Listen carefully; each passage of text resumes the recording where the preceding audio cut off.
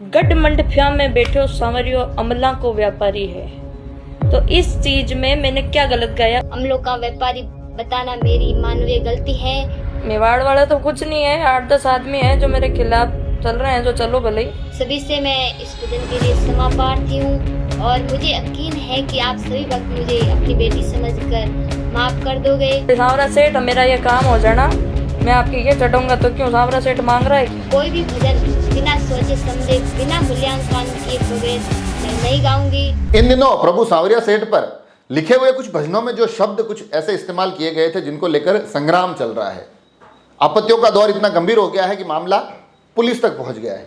परंतु अब ऐसा लग रहा है कि भजन गायक भी अलग अलग खेमों में खड़े दिखाई दे रहे हैं, क्योंकि आकृति मिश्रा ने एक सोशल मीडिया प्लेटफॉर्म पर लाइव के माध्यम से ये कहा है कि इस भजन में कोई गलत तो नहीं है। जो विशेष तौर पे जो एक भजन इन दिनों ट्रेंड कर रहा है सांवरो अमलारो व्यापारी, तो उसके लिए कहा है कुछ गलत नहीं है। लोगों से प्रतिक्रिया लेने की कोशिश की और सबसे महत्वपूर्ण, उन्होंने उस लाइव के दौरान जो कमेंट सेक्शन था उसमें टैग कमेंट सबसे ऊपर जो किया है उसमें प्रहलाद जोशी का नाम और नंबर लिखा है।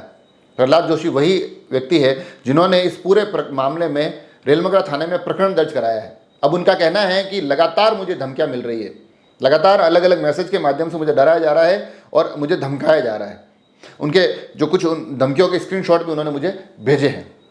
तो ये प्रकरण भी होता दिखाई दे रहा है। तो दूसरी तरफ एक और भजन गायिका रेखा सुथार, उन्होंने भी एक वीडियो वायरल किया है और उस वीडियो में वो इस भजन के शब्दों पर माफ़ी मांगती दिखाई दे रही है। उनका कहना है कि मुझसे भूल हुई है।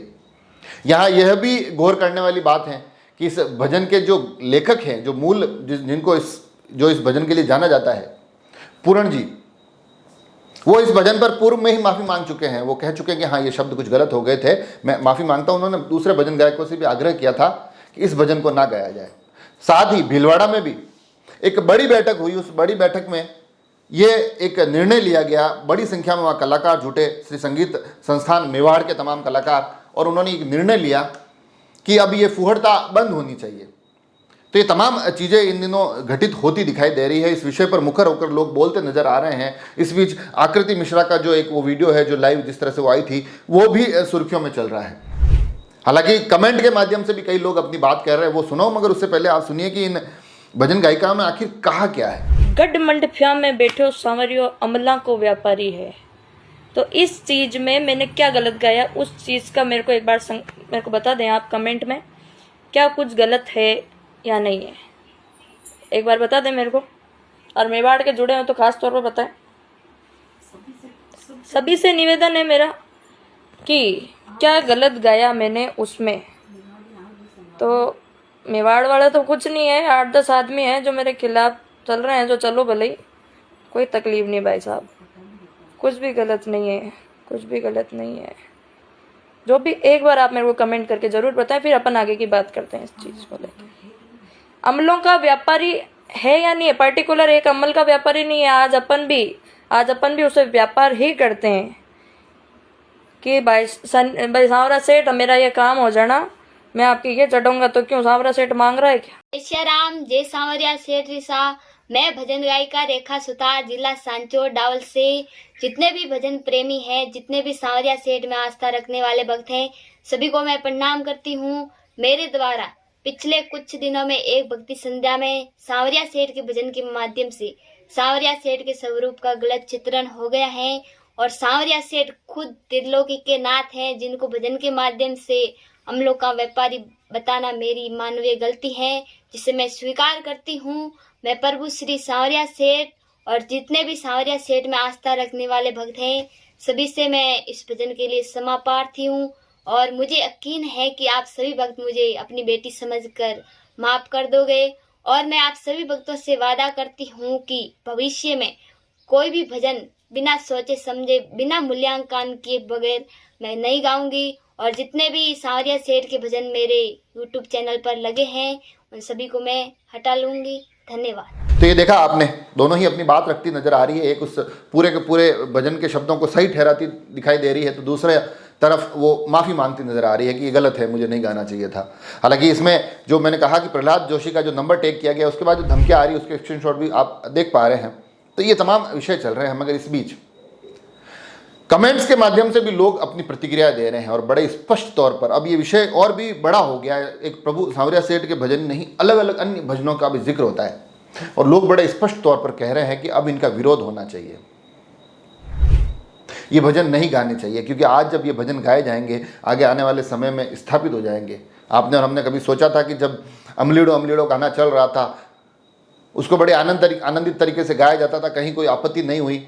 आज एक अलग स्वरूप बनाया गया, उसकी आड़ में कुछ अलग घटनाक्रम घटित होते दिखाई देते हैं। ये आपको और हमको सबको सोचना होगा। दूसरा एक विषय और निकल कर आया है कि मंच पर इन दिनों भजन संध्या में फुहड़ नृत्य होते हैं, आस्थाओं का अपमान होता है, उसे भी रोका जाना चाहिए और बिल्कुल जायज विषय है। आस्था को आस्था के दायरे में रखना चाहिए, उसको उसी तरह से स्वीकार और उसी तरह से उसके स्वरूप का चित्रण होना चाहिए। ये फुहड़ता कहीं ना कहीं हमें और भी गलत दिशा में ले जा रही है, आस्थाओं का बड़े गंभीर अपमान हो रहा है। एक विषय और भी निकल कर आया कि इन दिनों कई भजन संध्याओं में ऐसा भी देखा जाता है कि लोग भगवान बनकर नाचते हैं। कमेंट में बड़े स्पष्ट तौर पर कहा कि आपकी और हमारी क्या औकात जो भगवान को नचा दे। लोग अपनी प्रतिक्रिया दे रहे हैं और एक बड़ा महत्वपूर्ण विषय जो हर एक वीडियो में आखिर में बोलता हूँ कि तमाम चीज़ें किसी एक वर्ग को हम दोषी नहीं ठहरा सकते। कहीं ना कहीं उन भजनों पर हम आनंदित हुए तो भजन गायकों का हौसला बढ़ा, कहीं ना कहीं हमने उनको वाहवाही और एक बार फिर उनको सुनने की फरमाइशें रखी तो उन्होंने ऐसे और नए भजन लिखे। अगर हम पहली बार में टोक देते तो शायद वो भी अपना ये लिखना और सुनाना रोक देते। तो ये एक महत्वपूर्ण विषय है कि ये पूरी एक सामाजिक जिम्मेदारी, और जिम्मेदारी इसलिए ज़रूरी है क्योंकि अगर आप कल्पना करिए यही सारी चीज़ें कहीं कोई और कर रहा होता, कोई दूसरे धर्म का या कोई अलग व्यक्ति कर रहा होता, आप और हम हंगामा बवाल कर चुके होते। यहाँ सब कुछ हमारे इस पूरे सांस्कृतिक परिसर में हो रहा है, हमारी संस्कृति के अंदर हो रहा है और उसमें ये चीज़ें चल रही है। तो ये अपने आप में बड़ी महत्वपूर्ण विषय बन जाता है कि कब तक हम इस सही और गलत की लड़ाई में पड़े रहेंगे, कब तक हम खेमों में बैठे रहेंगे, हम कब बड़े स्पष्ट तौर पर अपने आस्थाओं के चित्रण को इतना खूबसूरत, इतना बेहतर बना देंगे जिसे सुनकर आगे आने वाली पीढ़ियाँ हमारे इन आराध्यों का बहुत बेहतरीन स्वरूप देखें, उन तक बहुत बेहतरीन स्वरूप पहुँचे। अब ये आपकी और मेरी जिम्मेदारी, हम पहुंचाना क्या चाहते हैं। जो मैंने पहले भी एक एपिसोड में कहा था कि आज के लिखे हुए भजन आगे आने वाले के समय का इतिहास बन जाएंगे। अब हम कैसा इतिहास आने वाली पीढ़ियों को सौंपना चाहते हैं, ये तो आपको और हमको फैसला करना है। सामूहिक जिम्मेदारी है, सामूहिक तरीके से निभाना पड़ेगा। आप इस विषय पर क्या सोचते हैं वो मुझे ज़रूर बताइए। आपके कमेंट्स पर भी आगे आने वाले समय में एक वीडियो बनाकर लाने की कोशिश करूँगा। जुड़े रहे रासमंद एक्सप्रेस से। धन्यवाद।